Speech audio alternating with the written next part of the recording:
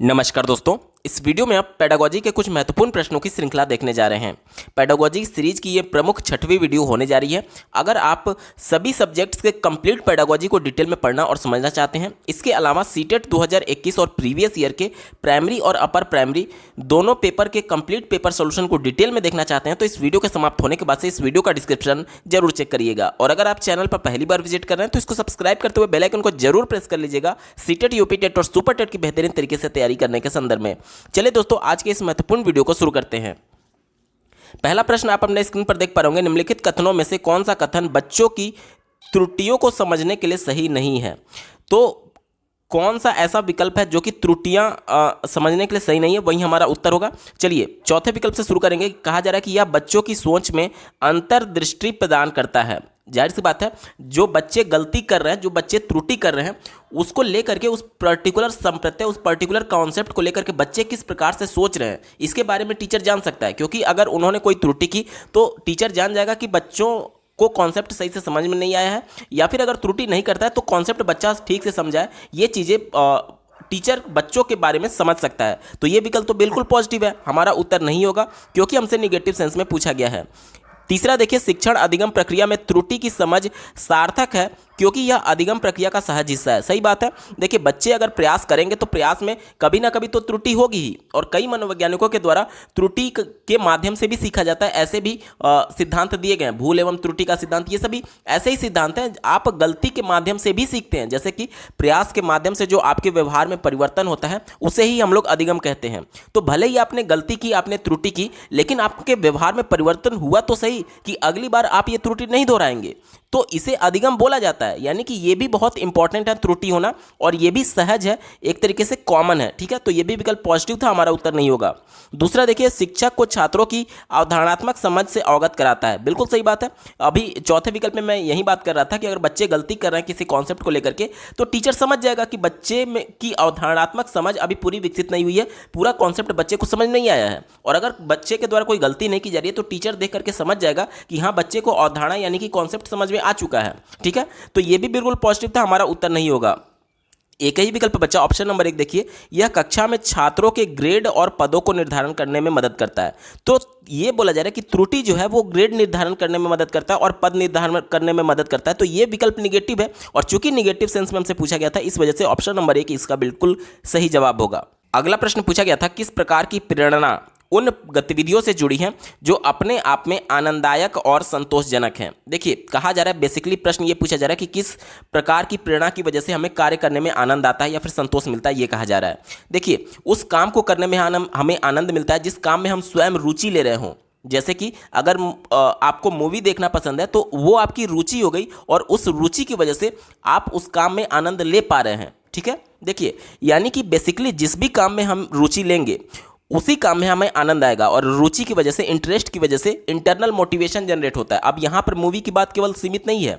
जैसे देखिए, अगर आप पढ़ाई कर रहे हैं तो अगर आपके अंदर रुचि है पढ़ने की, तो आप इंटरनली मोटिवेटेड रहते हैं, अंदर से मोटिवेटेड रहते हैं, किसी के कहने का इंतजार नहीं करते और किसी बाहरी दबाव का इंतजार नहीं करते कि वो मुझे डंडा देगा, डंडा मारेगा तभी मैं पढ़ाई करूँगा, या फिर मुझे फर्स्ट आना है इसलिए पढ़ाई करना। नहीं, आप इंटरनली मोटिवेटेड हैं इसलिए क्योंकि आपको पढ़ाई में मजा आ रहा है, आप पढ़ाई में आनंद ले रहे हैं और आपको पढ़ने से संतोष मिलता है।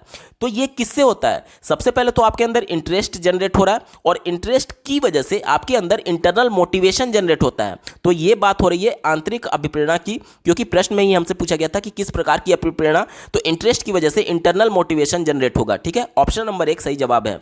एक बार अन्य विकल्पों पर विचार कर लेते हैं। दूसरा दिया गया, गुण विषयक अभिप्रेरणा। गुण विषयक को अंग्रेजी में ट्रेट बोला जाता है। ट्रेट मीन्स, इसको अगर और शुद्ध भाषा में मैं बोलूँ तो प्रवृत्ति बोलते हैं या फिर लक्षण बोलते हैं। जैसे होता है ना, कई लोगों की कुछ विशेष प्रवृत्ति होती है या फिर लक्षण होता है, तो ये जो अभिप्रेरणा है वो उस लक्षण पर डिपेंडेंट है।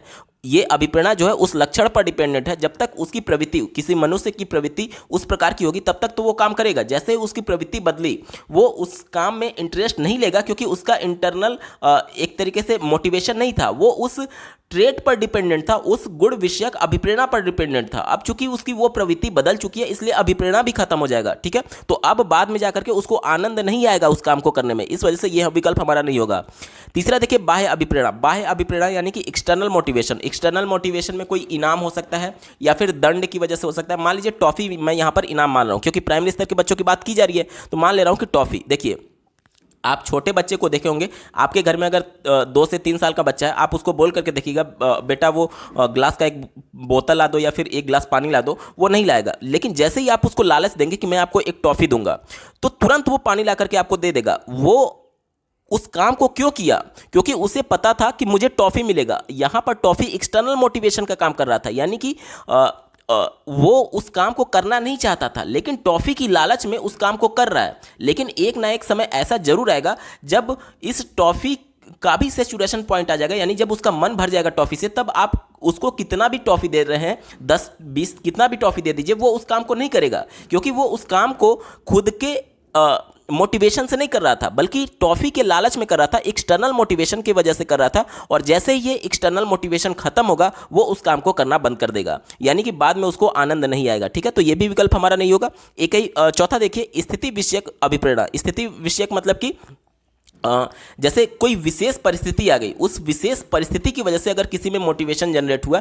जैसे कि क्या होता है, कई बार हम लोग बहुत जो मोटिवेशनल स्पीकर होते हैं उनके स्पीच को सुनते हैं, तो 5 से 10 मिनट तो हमारे अंदर खूब आग लगी रहती है कि नहीं नहीं मुझे ये कर देना है, वो कर देना है। लेकिन धीरे धीरे वो आग ठंडी हो जाती है। क्यों ठंडी हो जाती है? क्योंकि वो पर्टिकुलर स्थिति विषयक थी, उस पर्टिकुलर सिचुएशन में हम अपने आप को ढाल देते हैं और अंदर से हमारे अंदर जोश जज्बा सब कुछ जाग जाता है। लेकिन धीरे धीरे समय के साथ हमारा मोटिवेशन खत्म हो जाता है। तो ये भी मोटिवेशन लॉन्ग लास्टिंग नहीं है, ये ज़्यादा समय तक रुकेगा नहीं आपके साथ। ठीक है, तो ये भी विकल्प निगेटिव था, क्योंकि एक समय ऐसा आएगा कि आपको ये मोटिवेशन खत्म हो जाएगा और आपको किसी काम को करने में आनंद नहीं आएगा। एक ही मोटिवेशन ऐसा होता है, आंतरिक अभिप्रेरणा यानी इंटरनल मोटिवेशन, जिसकी वजह से बंदा खुद से इंटरनली मोटिवेटेड है किसी काम को करने में, और उसकी वजह से, रुचि की वजह से वो उसे आनंद लेता है। ऑप्शन नंबर 1 पॉजिटिव और यही इसका सटीक जवाब होगा।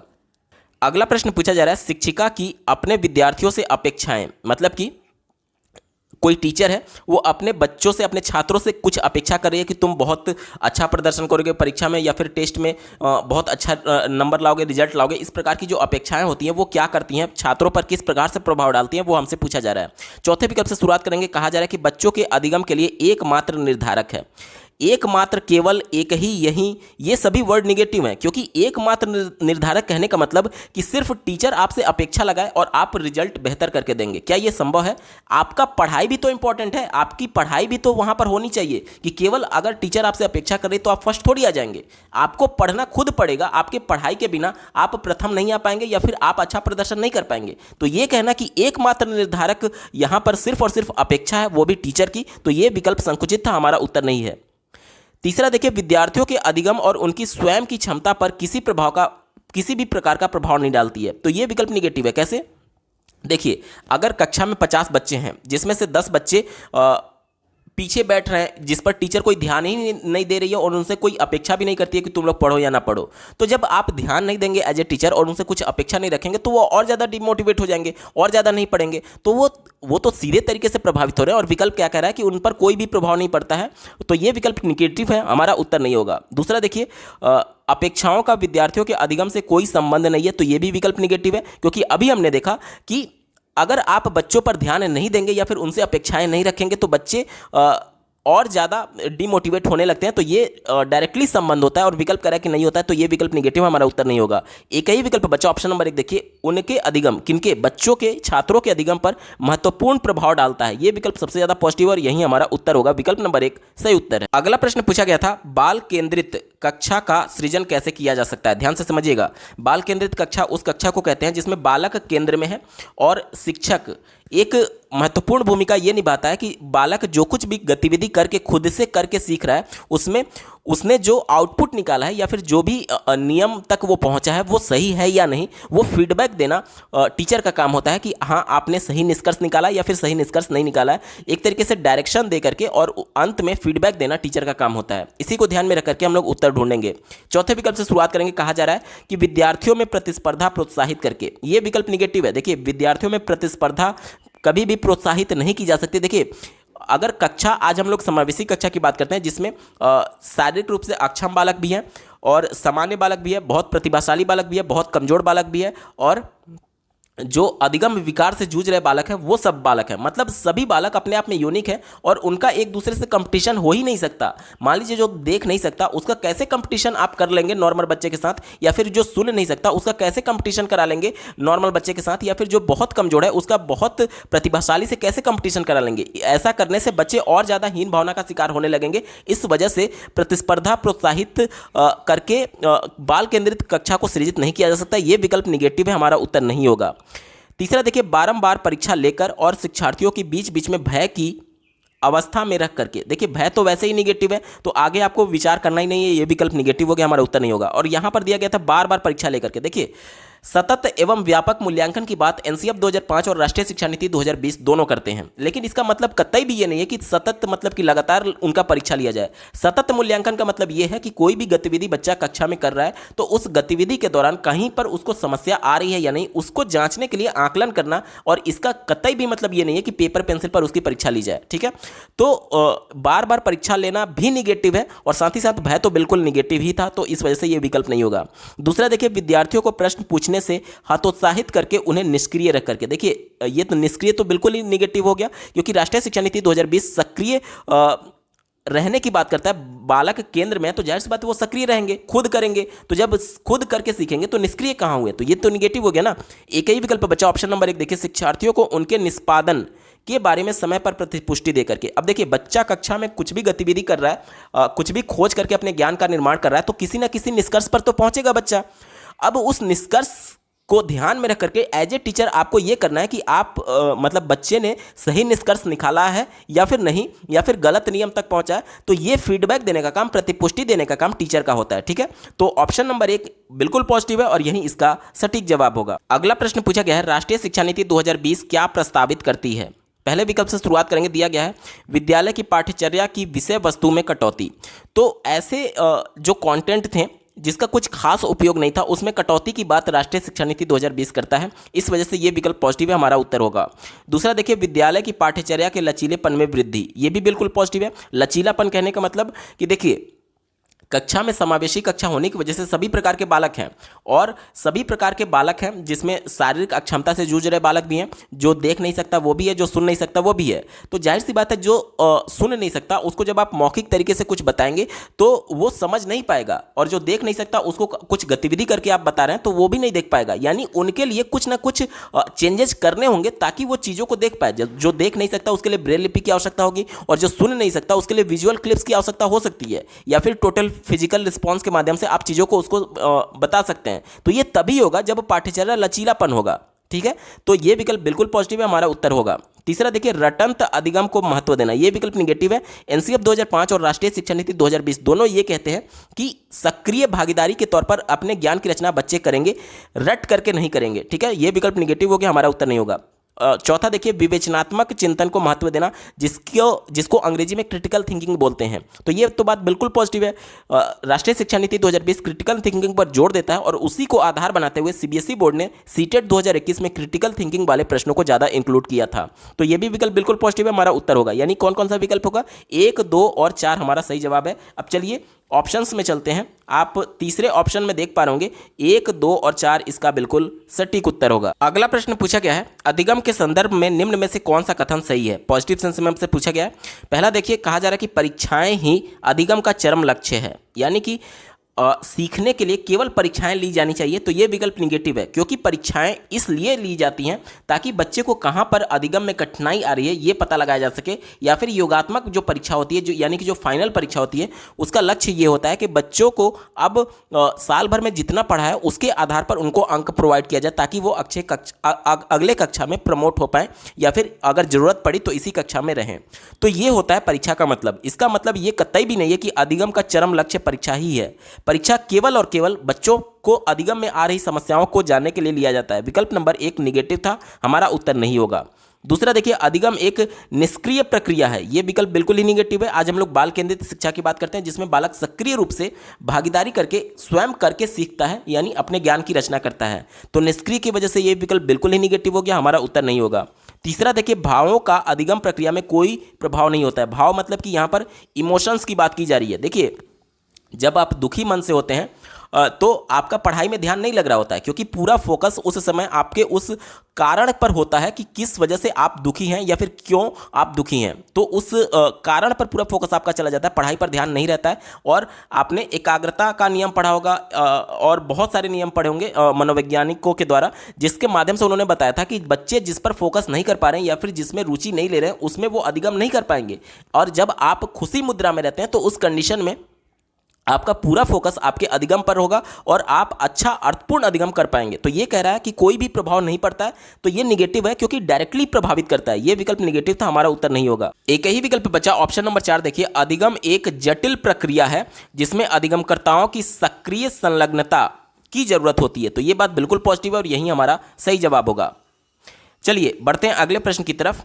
अगला प्रश्न आप अपने स्क्रीन पर देख पा रहे होंगे, अधिगम का सामाजिक संरचनात्मक विचार अधिगम प्रक्रिया में किसकी महत्वता पर जोर देता है। तो यहाँ पर देख लीजिए, कहा जा रहा है कि सामाजिक संरचनात्मक विचार, यानी कि लेव वाइगोस्की के सिद्धांत की बात की जा रही है, जिसमें उन्होंने बताया था कि बच्चे सामाजिक रूप से अंतःक्रिया इंटरेक्शन करके ही चीज़ों के बारे में सीखते हैं। तो पारस्परिक क्रिया यानी एक दूसरे से पारस्परिक क्रियाओं के द्वारा ही सीखा जा सकता है। विकल्प नंबर 1 पॉजिटिव है, यही हमारा उत्तर होगा। पुरस्कार एवं दंड निगेटिव है, हमारा उत्तर नहीं होगा। अनुवांशिकता निगेटिव है, उत्तर नहीं होगा। अनम्य अटल शिक्षा शास्त्रीय उपागम है, ये भी निगेटिव है, हमारा उत्तर नहीं होगा। क्योंकि लेव वाइगोस्की के सिद्धांत के अनुसार यह प्रश्न पूछा गया और उन्होंने पारस्परिक क्रिया की बात की थी। ऑप्शन नंबर 1 पॉजिटिव है और यही इसका सटीक जवाब होगा। अगला प्रश्न पूछा गया है, निम्न में से कौन सा युग्म घटक और अभिप्रेरणा का स्रोत सही रूप से मिला युग्म है। चलिए पहले विकल्प से शुरुआत करेंगे। दिया गया है आत्म परितोषण। आत्म परितोषण को इंग्लिश में सेल्फ फुलफिलमेंट कहते हैं, यानी कि जब अपने आप से आपको लगे कि आप तृप्त हो गए हैं, मतलब कि आपको किसी भी चीज़ की भूख नहीं है, चाहे पैसे की हो या फिर धन दौलत, किसी भी चीज़ की आपको लगे कि आप अब सब कुछ कमा लिया है आपने, सेल्फ फुलफिलमेंट आपको फील होने लगे, तो ये क्या है, तो ये कहा जा रहा है कि ये बाह्य अभिप्रेरणा है। तो ये बाह्य अभिप्रेरणा नहीं होगा, बल्कि ये इंटरनल मोटिवेशन है। ठीक है, तो ये हमारा उत्तर नहीं होगा क्योंकि सही मेल नहीं था। तीसरा देखिए, नकद पुरस्कार और कहा जा रहा है कि आंतरिक अभिप्रेरणा। अभी अब कुछ पहले प्रश्नों में हमने देखा था कि नगद पुरस्कार यानी चॉकलेट वाला जो मैंने आपको उदाहरण दिया था वो पुरस्कार का ही काम करेगा, लेकिन वो आंतरिक नहीं बल्कि एक्सटर्नल मोटिवेशन था, बाह्य अभिप्रेरणा था। तो ये भी सही से युग्म नहीं है, हमारा उत्तर नहीं होगा। चौथा देखिए, रुचि। रुचि की वजह से किसी भी कार्य में जब हम रुचि लेते हैं तो हमारे अंदर इंटरनल मोटिवेशन जनरेट लेता है, क्योंकि हम उस कार्य में रुचि ले रहे हैं। और ये कहा जा रहा है कि बाह्य अभिप्रेरणा इसमें युग्म में दिया गया है, तो ये भी विकल्प निगेटिव है, सही युग्म नहीं है, हमारा उत्तर नहीं होगा। एक ही विकल्प बच्चा ऑप्शन नंबर 2 देखिए, जिज्ञासा। यानी कि जब भी किसी चीज़ में बच्चे जिज्ञासा लेते हैं तो उससे उसमें रुचि उत्पन्न होती है उसके बारे में जानने के लिए, और रुचि से इंटरनल मोटिवेशन जनरेट होता है, यानी जिज्ञासा और आंतरिक अभिप्रेरणा बिल्कुल सही सुमेलित है। ऑप्शन नंबर 2 पॉजिटिव और यही इसका सटीक जवाब होगा। अगला प्रश्न पूछा गया है, विद्यार्थियों में संकल्पनात्मक समझ को सुसाध्य करने हेतु एक अध्यापिका को क्या करना चाहिए। संकल्पनात्मक समझ मतलब कि कॉन्सेप्चुअल अंडरस्टैंडिंग की बात की जा रही है। ठीक है, चलिए पहले विकल्प से शुरुआत करेंगे। कहा जा रहा है कि छात्रों को केवल यंत्रवत रूप से सीखने के लिए प्रोत्साहित करना चाहिए। यहां पर देखिए दो निगेटिव वर्ड है। केवल मैं पहले भी बार बार कह चुका हूं कि जिस भी विकल्प में आपको केवल दिख जाए और अगर वो प्रश्न पॉजिटिव सेंस में पूछा गया रहे तो ये विकल्प कभी भी आपका उत्तर नहीं होगा। और यंत्रवत मशीन की तरह याद करने रटने पर जोर दिया जा रहा है, तो ये तो बिल्कुल ही निगेटिव हो गया, हमारा उत्तर नहीं होगा। दूसरा देखिए, संकल्पों के वार्तालाप उदाहरण और गैर उदाहरण को सम्मिलित नहीं करना चाहिए। देखिए जब भी मैं किसी कॉन्सेप्ट को एज ए टीचर बच्चे को पढ़ाऊंगा तो जाहिर सी बात है उसको और ज़्यादा अर्थपूर्ण अधिगम के लिए उसको कई प्रकार के उदाहरण दूंगा जो कि उस कॉन्सेप्ट से जुड़ा हुआ होगा। और ये विकल्प कह रहा है कि कोई भी उदाहरण सम्मिलित नहीं करना चाहिए, ये विकल्प निगेटिव है, इस वजह से हमारा उत्तर नहीं होगा। चौथा देखिए, अध्यापन की व्याख्यान विधि यानी लेक्चर मेथड पर ही सीमित रहना चाहिए। देखिए यहाँ पर मैं बोला था ना, पर ही, केवल, एकमात्र, एक ही, यही, ये सभी वर्ड निगेटिव होते हैं, तो ये भी सीमित हो रहा है। और दूसरा व्याख्यान की बात की गई है, तो बच्चे प्राइमरी स्तर के हैं, लेक्चर विधि उनके लिए नहीं बना है। देखिए अगर आप हायर क्लासेस की बात करें जिसमें कक्षा में आकर के टीचर लेक्चर देकर के चला जाता है तो वो उनके लिए सूटेबल है, लेकिन प्राइमरी स्तर पे बच्चे खेल के माध्यम से और साथ ही साथ सक्रिय भागीदारी करके और एक तरीके से खुद करके सीखते हैं। व्याख्यान विधि उनके लिए निगेटिव माना जाता है, ये विकल्प निगेटिव हो गया, हमारा उत्तर नहीं होगा। एक ही विकल्प बचा ऑप्शन नंबर 3 देखिए, जो प्रस्तुत किया गया है और जो पहले से ज्ञात है, यानी बच्चे का जो पूर्व अनुभव है, यानी बच्चे का पूर्व ज्ञान जो कि उसने परिवेश में देखा है, और जो प्रस्तुत किया जाना है, यानी जो नया कॉन्सेप्ट बताना है, उन दोनों के संबंध स्थापित करने के अवसर प्रदान करने चाहिए। ये बात बिल्कुल पॉजिटिव है और यही हमारा उत्तर होगा। क्यों? क्योंकि एनसीएफ 2005 बच्चों के परिवेश से जोड़ करके आगे का ज्ञान देने की बात करता है, और बच्चे का जो परिवेश है जिसमें वो चीज़ें देखा हुआ है, यानी कि उसका अनुभव हो गया, और वही अनुभव उसका पूर्व ज्ञान कहलाता है, और उसी को आधार बना करके नए ज्ञान की तरफ बच्चे को ले जाया जाता है। ऑप्शन नंबर 3 पॉजिटिव है और यही इसका सटीक जवाब है। अगला प्रश्न पूछा गया था, निम्न में से कौन सा कारक अधिगम को प्रभावित करते हैं? ठीक है, फिर से पॉजिटिव सेंस में पूछा गया है। पहला दिया गया है अभिप्रेरणा। अभी हमने देखा कि इंटरनल मोटिवेशन जब बच्चे में रहेगा तो वो खुद पढ़ने के लिए प्रेरित रहेगा, तो ये तो बिल्कुल प्रभावित करेगा अधिगम को। ठीक है, तो ये पॉजिटिव हो गया, हमारा उत्तर होगा। दूसरा देखिए, सामाजिक संदर्भ की बात की जा रही है। लेव वाइगोस्की का सिद्धांत ही ये कहता है सामाजिक सांस्कृतिक अंतःक्रिया का सिद्धांत, तो ये बहुत इंपॉर्टेंट है लेव वाइगोस्की के सिद्धांत के अनुसार, क्योंकि वो संरचनावाद के सबसे बड़े समर्थक थे, और एनसीएफ 2005 और राष्ट्रीय शिक्षा नीति 2020 दोनों रचनावाद को ही समर्थन देते हैं। इस वजह से ये बिल्कुल पॉजिटिव है, हमारा उत्तर होगा। तीसरा कहा जा रहा है कि संवेग यानी कि इमोशंस। अभी हमने पहले प्रश्नों में देखा था कि अगर आप दुखी मन में हैं तो आपका पूरा फोकस उस कारण पर होगा जिसके वजह से आप दुखी हैं, लेकिन अगर आप जब खुशी मुद्रा में रहते हैं तो पूरा फोकस आपका अधिगम पर होता है, सीखने पर होता है, तो संवेग जो है वो भी पूरी तरीके से प्रभावित करेगा अधिगम को, ये भी हमारा उत्तर होगा। चौथा देखिए, शिक्षण शास्त्रीय उपागम, यानी कि जो विधि टीचर के द्वारा अपनाई जा रही है बच्चों को पढ़ाने के लिए, अगर वो गलत विधि है जो कि बच्चों के मानसिक स्तर के अनुसार सूटेबल नहीं है, जैसे कि पहले ही प्रश्न में देखा था कि प्राइमरी स्तर में व्याख्यान की बात की गई थी, लेक्चर की बात की गई थी, तो बच्चे लेक्चर के माध्यम से नहीं सीखते हैं, तो आप कितना भी लेक्चर कक्षा में देकर के चले जाइए प्राइमरी स्तर के बच्चों को, तो वो सीख नहीं पाएंगे, यानी अधिगम को प्रभावित कर रहा है शिक्षण शास्त्रीय उपागम भी, तो ये भी हमारा उत्तर होगा। यानी कि चारों इसके सही है। हमारा विकल्प क्या बनेगा? 1, 2, 3, 4 इसका बिल्कुल सही जवाब होगा। चलिए ऑप्शंस में देखते हैं। विकल्प नंबर 4 देखिए, ये हमारा बिल्कुल सटीक उत्तर हो जाएगा। दोस्तों, पेडागोजी के महत्वपूर्ण प्रश्नों की ये श्रृंखला आपको कैसी लगी कमेंट के माध्यम से जरूर बताइएगा, क्योंकि आपका एक कमेंट मुझे मोटिवेट करेगा ऐसे ही महत्वपूर्ण वीडियो लाने के संदर्भ में।